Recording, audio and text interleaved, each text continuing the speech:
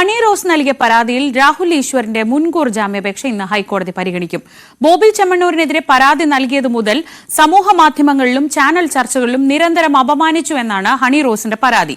Police നിലപാട് കൂടി കണക്കിലെടുത്ത് ഹർജിയിൽ ഇന്ന് അന്തിമ തീരുമാനം ഉണ്ടായേക്കും. ആജ്ഞ രവീന്ദ്രൻ വിവരങ്ങളുമായി.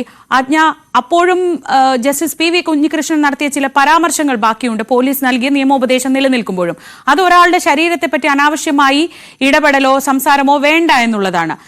ഇന്ന് ഈ മുൻകൂർ ജാമ്യാപേക്ഷ പരിഗണിക്കപ്പെടുമ്പോൾ എന്തൊക്കെയാണ് നമുക്ക് കിട്ടുന്ന വിവരങ്ങൾ? ശ്രീജ സൂചിപ്പിച്ചതുപോലെ ഈ വസ്ത്രവുമായി ബന്ധപ്പെട്ട രാഹുൽ ഈശ്വർ നടത്തിയ കമന്റിൽ രാഹുൽ ഈശ്വർ നൽകുന്ന വിശദീകരണം അത് ഹണി റോസിനെ വസ്ത്രവുമായി ബന്ധപ്പെട്ട് താൻ ഉപദേശിക്കുക മാത്രമാണ് ചെയ്തത്.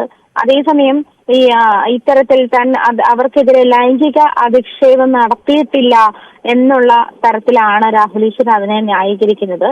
പക്ഷേ ഈ ഹണി റോസിന്റെ, അതായത് ബോബി ചെമ്മണ്ണൂരിനെതിരെയുള്ള പരാതിയിൽ, ഹണി റോസ് നൽകിയ പരാതിയിൽ ജസ്റ്റിസ് പി വി കുഞ്ഞികൃഷ്ണൻ നടത്തിയ പരാമർശം, ഒരു സ്ത്രീയെ നിങ്ങൾ ജഡ്ജ് ചെയ്യുന്നത് അവരുടെ അപ്പിയറൻസിലാണെങ്കിൽ അത് നിങ്ങളെ തന്നെ ജഡ്ജ് ചെയ്യുന്നതിന് തുല്യമാണ്, അവരെ അല്ല എന്ന് കൃത്യമായി അങ്ങനെ തന്നെയാണ് അത് ഈ ഒരു അതായത് അമേരിക്കൻ മോട്ടിവേറ്ററുടെ കോഴ്സ് ഉദ്ധരിച്ചുകൊണ്ട് തന്നെയാണ് ആ വിധിവാചകം പുറത്തു വന്നത്.